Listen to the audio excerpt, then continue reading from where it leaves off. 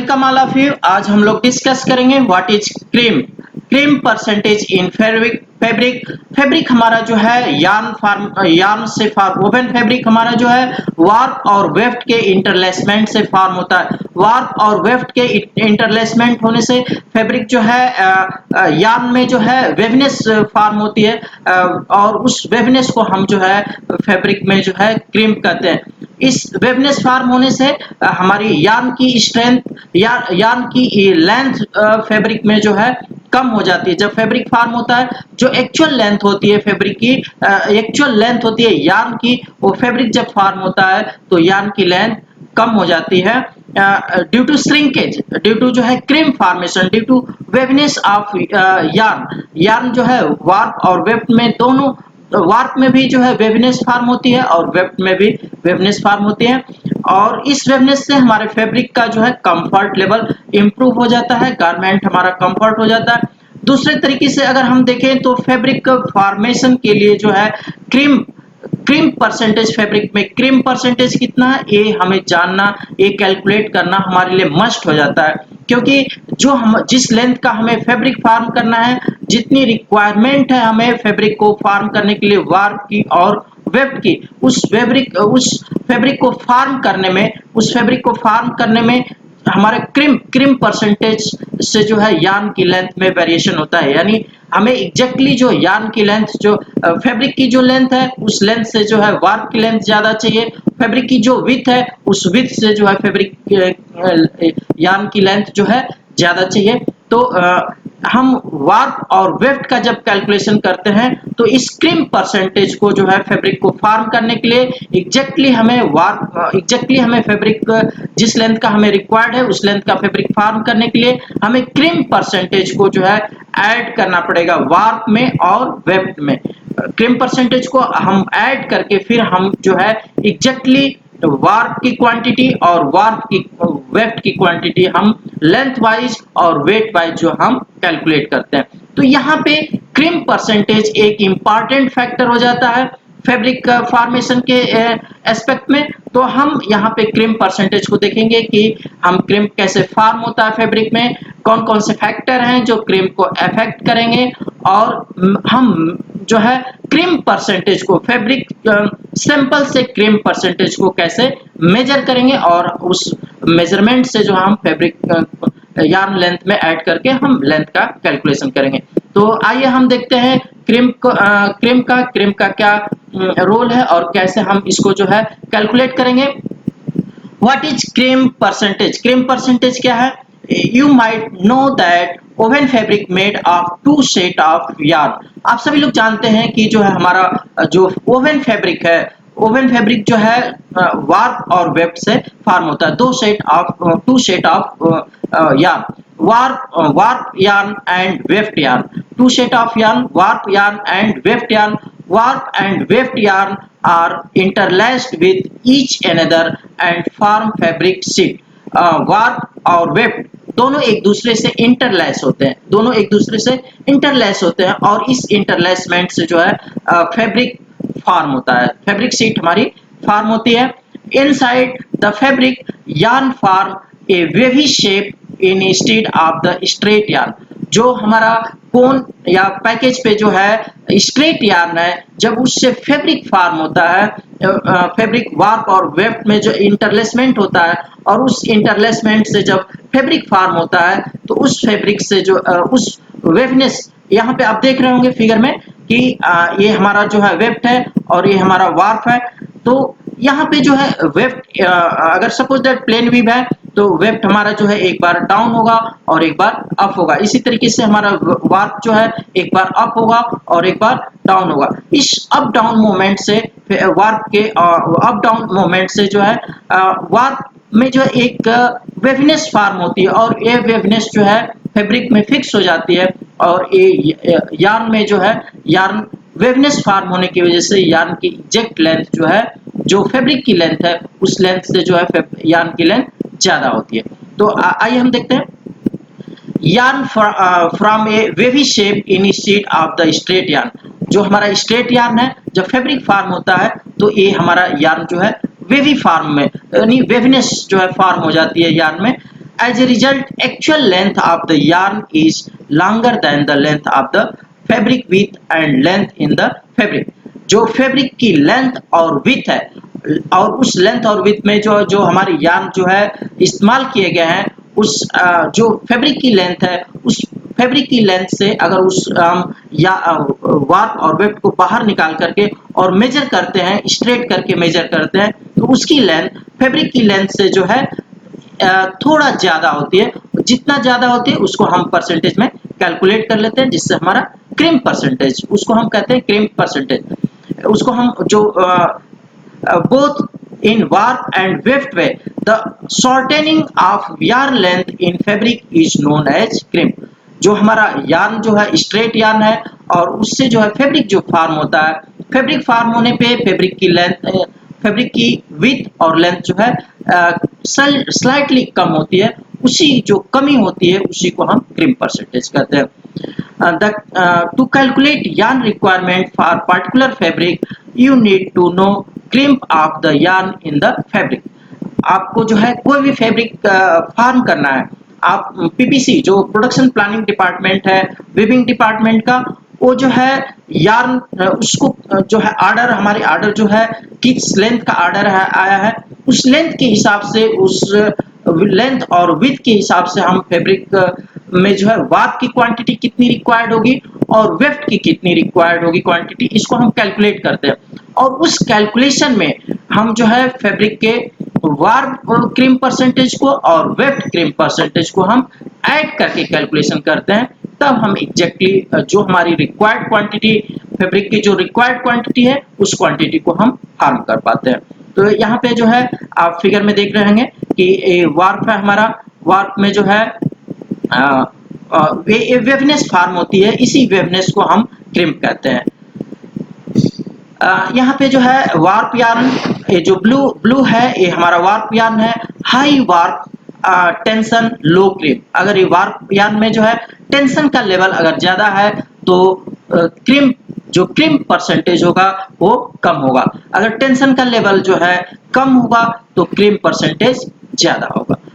ये इस तरीके से हमारा जो है इंटरलेसमेंट होता है, ये वार्प और वेफ्ट का जो इंटरलेसमेंट होता है, इस इंटरलेसमेंट से हमारा फैब्रिक फार्म होता है। और इस इंटरलेसमेंट से फैब्रिक, जैसे सपोज दैट ये वेफ्ट है, तो वेफ्ट यहाँ अप है और यहाँ पे डाउन है, यहाँ पे अप है फिर डाउन होगा। इस तरीके से अप डाउन मूवमेंट की वजह से जो है एक क्रिम्प फार्म, एक जो है वेवनेस नेचर जो है फैब्रिक में, यार्न में जो है वेवनेस फार्म होती है, और वेवनेस को जो हम क्रिम्प कहते हैं। यार्न क्रिम्प, यहाँ पे जो है हम यार्न में क्रिम्प और फैब्रिक में क्रिम्प को कैलकुलेट करेंगे। तो यहाँ पे हम यार्न क्रिम्प को देखते हैं। When warp and weft interlace in fabric they follow a curved way. और जब हम वार्प और वेफ्ट का इंटरलेसमेंट करते हैं, जैसा कि आपने ऊपर देखा, तो इंटरलेसमेंट होता है जिससे हमारा फैब्रिक फार्म होता है। उस केस में जो है when warp and weft interlace in fabric they follow a curved way. और इस तरीके से हमारा फैब्रिक जो है कर्व जो है यार्न जो हमारा कर्व वे फॉलो करता है। Crimp in fabric is measure of this waviness. Crimp in a fabric is measure of this waviness. और इसी क्रिम्प को हम फैब्रिक में जो है, जो फैब्रिक में क्रिम्प है, वेवनेस है, इसको हम मेजर करते हैं। Crimp of yarn is measured in crimp percentage. जो यार्न में क्रिम्प है उसको हम क्रिम्प परसेंटेज के रूप में मेजर करते हैं। Crimp percentage is defined as the mean difference between the straightened length and curved length while in the cloth, and it's expressed as percentage। हम जो है क्रिम्प परसेंटेज को जो है स्ट्रेटेंड लेंथ, यानी हम फैब्रिक से जो है धागे को वार्प के का जो एंड है, वार्प के एंड को हमने निकाला, बाहर निकाला, एक फिक्स, हम फैब्रिक का एक फिक्स लेंथ ले लेते हैं। सपोज दैट 1 मीटर लेंथ ले लिया, 1 मीटर लेंथ का हमने वार्प निकाला और उसको स्ट्रेट किया, सीधा किया, और सीधा स्ट्रेट करके उसको थोड़ा सा टेंशन दे करके उसको हम स्ट्रेट कर लेते हैं। और स्ट्रेट करने के बाद स्केल पे हम उसको मेजर करते हैं। स्केल पे हम उसको मेजर करते हैं स्ट्रेट करके, उसकी लेंथ कितनी है, वो हमारी लेंथ हो गई स्ट्रेटेंड लेंथ। अनक्रिम्प लेंथ या स्ट्रेटेंड लेंथ। क्रिम्प परसेंटेज जो है अनक्रिम्प लेंथ, यानी उसको हमने स्ट्रेट किया तो तो इसको हम स्ट्रेटेंड लेंथ या अनक्रिम्प्ड लेंथ कहते हैं। तो अनक्रिम्प्ड length minus crimped length, crimped length हमारी क्या है, जो फैब्रिक की लेंथ है वो हमारी क्रिम्प्ड लेंथ है। तो फैब्रिक की लेंथ 1 मीटर है और जब हम फैब्रिक से सैंपल निकाल करके मेजर किए तो उसकी लेंथ जो है सपोज दैट अगर सेंटीमीटर में देखें तो 1 मीटर इक्वल टू 100 सेंटीमीटर, तो उसकी लेंथ जो आएगी 102, 105, 106 सेंटीमीटर में। तो इस तरीके से उसकी लेंथ जो है इंक्रीज हो गई, स्ट्रेटेंड लेंथ बढ़ गई। तो स्ट्रेटेंड लेंथ या uncrimped length minus crimped length into 100 divide by crimped length. Crimped length हमारी फैब्रिक की लेंथ है। तो इस तरीके से इसमें हम वैल्यू को पुट करते हैं और क्रिम्प परसेंटेज को कैलकुलेट कर लेते हैं। क्रिम्प इंटरचेंज एक इंटरेस्टिंग पॉइंट है, यहाँ पे आप इसको देखिए। When a fabric is subject to uniaxial stress, the crimp in the direction of loading is gradually reduced and the crimp in traverse thread increase। हम जब फैब्रिक पे जो है वार्प वे डायरेक्शन में फोर्स लगाते हैं तो अब फैब्रिक जो है वार्प वे में खींचेगा और वेफ्ट वे में श्रिंक होगा, और जब वेफ्ट वे में टेंशन इंक्रीज करेंगे तो वेफ्ट वे में जो हमारा फैब्रिक खींचेगा और वार्प वे में श्रिंक होगा। तो उस केस में क्या होता है कि जिस लेंथ में खींचता है उधर जो है हमारी क्रिम्प जो है परसेंटेज कम हो जाता है, क्रिम्प का लेवल कम हो जाता है, और जिधर श्रिंक होता है उधर क्रिम्प का लेवल बढ़ जाता है। तो इस तरीके से जो फैब्रिक में क्रिम्प का लेवल है वो हमेशा कांस्टेंट बना रहता है, वो शिफ्ट होता है कभी वार्प की तरफ और कभी वेफ्ट की तरफ। तो यहाँ पे जो है ये चीज जो है बताई जा रही है कि when a fabric is subjected to uniaxial stress, the crimp in the direction of loading is gradually reduced and the crimp in the transverse thread increase। और दूसरे डायरेक्शन में इंक्रीज होती है और जिस डायरेक्शन में फोर्स लगाया जाता है उस डायरेक्शन में कम होती है। This is called crimp interchange, और इसको हम बोलते हैं crimp interchange. Actually the reduction of crimp in warp is equal to the increment of crimp in the weft yarn.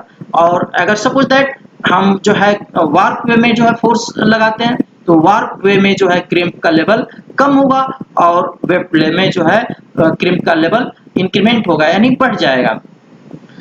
As a result total crimp of yarn both warp and weft in fabric remain constant. और इस तरीके से अगर total हम जो है crimp का level देखें तो वार्प वे में या वेफ्ट में दोनों को अगर ऐड करें तो हमेशा कांस्टेंट रहेगा। This is crimp warp percentage, यानी जो है crimp warp crimp plus weft crimp equal to constant. यानी हमारी जो है जो ऊपर जो क्रिम्प इंटरचेंज है यानी वार्प क्रिम्प और वेफ्ट क्रिम्प को हम जो है दोनों ही केस में जो ऐड करेंगे तो वो हमारी वैल्यू हमेशा कांस्टेंट मिलेगी। Where warp C warp equal to warp crimp and C weft equal to weft crimp. Crimp amplitude क्या चीज है? This refer to extent to which the threads are deflected from the central plane of the cloth. यानी जो central यानी हमारा fibre या weft या warp जो है बिल्कुल अगर बिल्कुल स्ट्रेट होता तो उस स्ट्रेट पोजीशन से जो है कितना डिफ्लेक्शन हुआ, कितना जो है मूवमेंट जो है अप डाउन किया, उसको हम जो है एम्पलीट्यूड कहेंगे। जैसे आप यहाँ पे आप देखेंगे यहाँ पे जो है आप देख रहे हैं अगर ये स्ट्रेट होता तो इस स्ट्रेट पोजीशन से कितना जो है ऊपर की तरफ गया और कितना नीचे की तरफ गया। तो अगर ये जो है ज्यादा नीचे की तरफ आएगा तो एम्पलीट्यूड का लेवल ज्यादा होगा और कम आएगा तो एम्पलीट्यूड का लेवल कम होगा। तो यही एम्पलीट्यूड है क्रिम्प का, क्रिम्प एम्पलीट्यूड। आगे हम बढ़ते हैं crimp ratio of yarn and cloth length is term as crimp ratio. Ratio of yarn length and cloth length is term as crimp ratio. यहाँ पे जो है हम क्रिम्प रेशियो को डिफाइन कर रहे हैं कि रेशियो ऑफ यार्न लेंथ, जो हमारा स्ट्रेटेंड यार्न लेंथ है उसका लेंथ एंड क्लॉथ लेंथ, जो हमारा क्लॉथ लेंथ है उसकी जो है लेंथ, इन दोनों का रेशियो जो है क्या हमारा है crimp ratio. The crimp ratio equal to yarn length यानी स्ट्रेटेंड लेंथ यानी uncrimp length divide by cloth length यानी क्रिम्प लेंथ।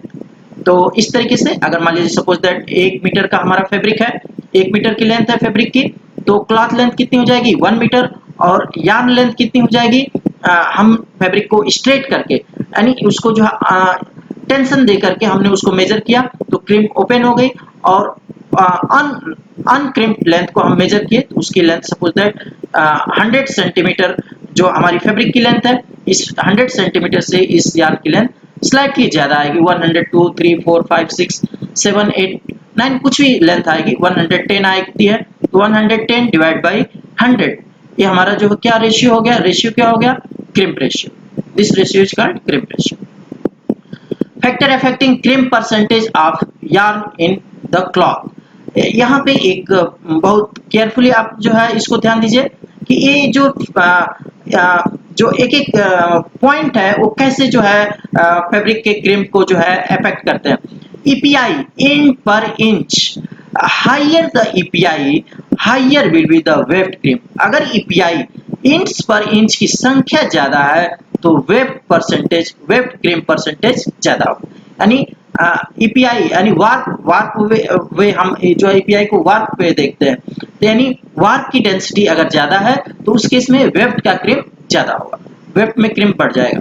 पीपीआई पिक्स पर इंच, यानी हम ये वेफ्ट है, वेफ्ट की अगर जो है PPI higher the PPI higher will be the warp crimp percentage, और इस केस में अगर हमारा जो है पिक्स पर इंच अगर जो है ज्यादा है उस केस में वार्प में क्रिम्प परसेंटेज बढ़ जाएगा। यानी ये फैब्रिक का इंडिकेशन है कि अगर पीपीआई ज्यादा है तो वार्प में क्रिम्प ज्यादा होगा, और ईपीआई ज्यादा है तो वेफ्ट में क्रिम्प ज्यादा होगा। वार्प लिनियर डेंसिटी यानी काउंट की बात हो रही है यहाँ पे, वार्प में का काउंट, वार्प की काउंट को देखिए, हायर द कोर्सनेस यानी धागा, वार्प का धागा हमारा मोटा है, of warp higher will be the weft crimp percentage, उस केस में क्या होगा, वेफ्ट में क्रिम्प परसेंटेज, अगर कोर्स अगर हमारा वार्प जो है यार्न कोर्स है उस केस में जो है वेफ्ट क्रिम्प परसेंटेज ज्यादा होगा। Weft linear density, higher the coarseness of weft higher will be the warp crimp percentage, और यहाँ पे देखिए जब वेफ्ट का जो है कोर्सनेस यानी धागा मोटा होगा उस केस में जो है वार्प क्रिम्प परसेंटेज ज्यादा होगा, यानी वार्प में क्रिम्प लेवल बढ़ जाएगा। Yarn tension, higher the warp tension higher will be the weft crimp, और अगर वार्प में टेंशन का लेवल ज्यादा है तो वेफ्ट में जो है यानी वार्प में टेंशन ज्यादा है तो वेफ्ट में क्रिम्प बढ़ जाएगा। इसी तरीके से जो है weave structure, higher the interlacement number higher will be the crimp, अगर जो है वार्प और वेफ्ट जो है weave structure, higher the interlacement number, जो इंटरलेसमेंट जितना ही ज्यादा होगा उतना ही हमारा जो है क्रिम्प परसेंटेज ज्यादा होगा। Yarn twist, higher the twist in warp then weft lower will be the weft crimp percentage. yarn extensibility, higher the warp extensibility lower will be the weft crimp percentage, अगर आपका warp का yarn में extensibility यानी extension जो है ज्यादा है, extension का लेवल ज्यादा है वार्प में, तो वेफ्ट में क्रिम्प परसेंटेज क्या हो जाएगा, कम हो जाएगा। Calendering finish, calendering finish higher calendering result lower crimp percentage of yarn, और उस केस में क्या होगा, अगर आप फिनिशिंग जब कपड़े की आप फिनिशिंग करते हैं और वहां कैलेंडर से जो है पास करते हैं, अगर आप ज्यादा बार बार फैब्रिक को पास करेंगे उस केस में क्या होगा, क्रिम्प परसेंटेज फैब्रिक में कम हो जाएगा, यानी फैब्रिक हमारे जो यार्न है वो स्ट्रेट हो जाएंगे। फैब्रिक क्रिम्प परसेंटेज, अब हम फैब्रिक में क्रिम्प परसेंटेज को देखेंगे और इसका कैलकुलेशन करेंगे कि हम फैब्रिक से क्रिम्प परसेंटेज कैसे कैलकुलेट करेंगे। Crimp percentage in oven fabric varies depends on fabric structure. Correct, crimp percentage in oven fabric, जो हमारा वोवन फैब्रिक है यानी जो विविंग होती है लूम पे जो है वार्प और वेफ्ट से जो है फैब्रिक जो फॉर्म होता है उस फैब्रिक में जो है crimp percentage in oven fabric varies, कह रहे कि ये वेरी करता है, depends on the fabric structure, ये टोटली जो है फैब्रिक स्ट्रक्चर पे क्रिम्प परसेंटेज डिपेंड करता है। Like yarn density and yarn thickness, कह रहा है कि और यार्न के काउंट यानी थिकनेस मींस काउंट हो गया, और यार्न डेंसिटी यानी जो है ईपीआई और पीपीआई, ईपीआई पीपीआई और यार्न के काउंट पे क्रिम्प परसेंटेज हमारा डिपेंड करेगा। How to calculate warp weft crimp percentage, हम वार्प और वेफ्ट क्रिम्प परसेंटेज को कैसे कैलकुलेट करेंगे, यहाँ पे आप ध्यान से देखिए। Use the following step to find cream percentage of warp and weft yarn. यहाँ पे जो है हम क्रीम परसेंटेज को जो है कैलकुलेट करेंगे वार्प और वेफ्ट में। कैसे कैलकुलेट करेंगे? Take a fabric sample of 1 metre into 1 metre, यानी 1 मीटर लंबा और 1 मीटर चौड़ा हम फैब्रिक लेंगे, यानी 1 मीटर कह सकते हैं 100 सेंटीमीटर लंबा और 100 सेंटीमीटर चौड़ा। Pull out warp and weft yarn of full length from the fabric sample, और हम फैब्रिक सैंपल से वार्प को आइडेंटिफाई करेंगे कि हमारा वार्प का डायरेक्शन क्या है, और वेफ्ट को आइडेंटिफाई करेंगे कि वेफ्ट का डायरेक्शन क्या है। और वार्प के डायरेक्शन से हम जो है यार्न को वार्प को निकालेंगे, एक वार्प को निकालेंगे और उसको स्ट्रेट करके, उसको हम टेंशन दे करके और वार्प को स्ट्रेट करके उसकी हम लेंथ को मेजर करेंगे। रिमूव क्रीम, यानी यहाँ पे जो है remove cream from the yarn and straighten to its actual length, कह रहे कि यहाँ पे हम जो है क्रीम को रिमूव करके यानी स्ट्रेट करके यार्न को स्ट्रेट करेंगे तो क्रीम हमारी जो है खुल जाएंगी, रिमूव हो जाएंगी और उसका हम लेंथ को, एक्चुअल लेंथ को मेजर करते हैं। Measure the length of the straightened warp and weft assuming that you got a straightened length of warp yarn 1.04 meter and weft yarn length is 1.06 meter। यानी यहाँ पे हम जो है फैब्रिक से जो धागे, हम वार्प के धागे को निकालते हैं और वेफ्ट के धागे को निकालते हैं और उसको हम स्ट्रेट करते हैं, उसको जो है स्ट्रेट करके सीधा करके हम मेजर करते हैं। तो यहाँ पे सपोज दैट मान लीजिए कि हमने जो है वार्प को धागे को निकाला और उसको मेजर किया, तो उसकी जो लेंथ आती है वार्प की जो है 1.04 मीटर और वेफ्ट की जो लेंथ आती है 1.06 मीटर। अगर सेंटीमीटर में देखें तो 104 सेंटीमीटर, यहाँ पे सेंटीमीटर में वेफ्ट की लेंथ देखें तो 106 centimetre. Then calculate crimp by using following formula. Yarn crimp percentage हम यहाँ पे कैसे कैलकुलेट करेंगे? Yarn crimp percentage equal to 100 into straightened length yarn length minus yarn length in fabric, यानी जो फैब्रिक की लेंथ है वही इस यार्न लेंथ होगी, यहाँ पे yarn length in fabric divide by fabric length, यानी 100 से हम मल्टीप्लाई करेंगे किसको? स्ट्रेटेंड लेंथ से माइनस कर देंगे जो है फैब्रिक की लेंथ को और डिवाइड कर देंगे फैब्रिक की लेंथ से। इस तरीके से यार्न क्रीम परसेंटेज हमारा फॉर्म हो जाता है, फाइंड आउट हो जाता है। तो हम इस तरीके से वार्प क्रीम परसेंटेज और वेफ्ट क्रीम परसेंटेज को कैलकुलेट कर लेते हैं। देखिए हमारा जो है यहाँ पे जो है वार्प और वेफ्ट अगर स्ट्रेट है तो कोई क्रिम्प नहीं है, और जब फैब्रिक फार्म होता है इंटरलेसमेंट से अलग अलग व्यू में, तो हमारे जो है वार्प में और वेफ्ट में जो है हमारे वेवनेस फार्म होती है और इसी वेवनेस को हम क्रिम्प कहते हैं।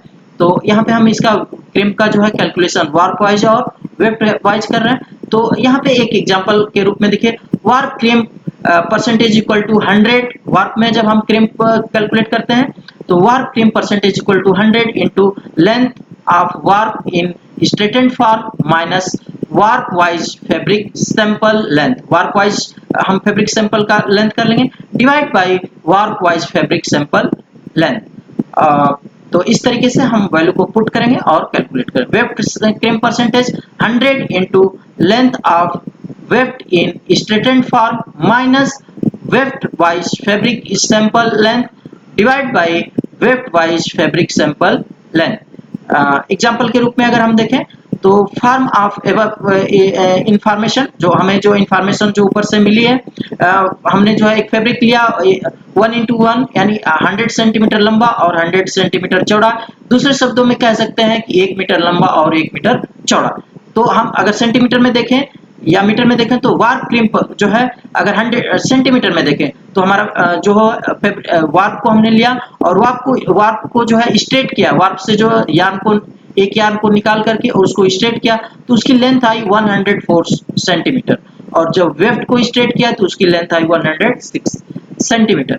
तो अगर वार्प से हम कैलकुलेशन करते हैं 100, अगर इसको हम मीटर में कन्वर्ट करेंगे तो 1.04 minus 1 metre divide by 1 into 100। इस तरीके से जो है 4% warp crimp 4%, weft crimp 106 minus 1 divide by 1 into 100 equal to 6, यानी इस तरीके से जो है वेफ्ट में 6% हमारा जो है क्रिम्प, यानी हम फैब्रिक से जो है आपका जो है वार्प क्रीम परसेंटेज और विप क्रीम परसेंटेज को हम कैलकुलेट कर लेते हैं।